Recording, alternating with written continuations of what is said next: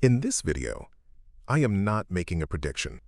The session is still developing, and what I am doing here is explaining current market structure, not calling an outcome. Let's start with session context. On the 18th Asia session, price moved down into the lower boundary of the January 13th US session range. That move clearly showed structural damage. This was not a test. This was a revisit of a previously defended level. On the 19th US session, price attempted to stabilize near the upper boundary of the January 13th US session range. However, that upper boundary was not accepted.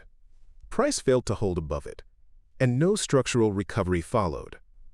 Then, during the 19th Asia session, price opened near the lower boundary of the 19th US session range and continued lower. That move pushed price toward the midpoint of the January 12th US session range. This is important. When price revisits older session ranges, it tells us that recent structure has already failed to hold. Now let's look at the technical structure, starting with moving averages. Price is currently trading below the short-term moving average and also below the longer-term moving average. Both averages are sloping downward. This means short-term momentum and mid-term structure are aligned to the downside. There is no evidence of trend recovery yet. Looking at Bollinger Bands. Short-term Bollinger Bands expanded sharply during the sell-off. That expansion already happened. Since then, bands have started to compress again. This tells us the impulse phase is over, and the market is now evaluating structure. On the longer-term Bollinger Bands, the lower band is still angled downward, while the upper band remains flat. This is not a trend expansion phase.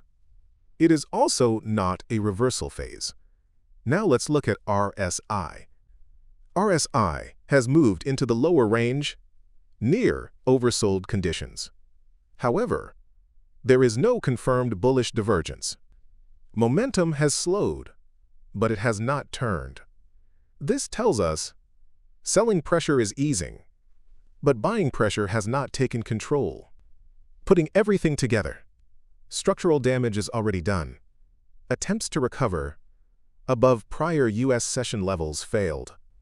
Price is revisiting older session ranges. Moving averages are still overhead. Volatility expanded first, and now structure is being evaluated. This is not continuation, and it is not recovery. This is a post-damage evaluation phase. I am not predicting what comes next. I am observing how price behaves after structural damage.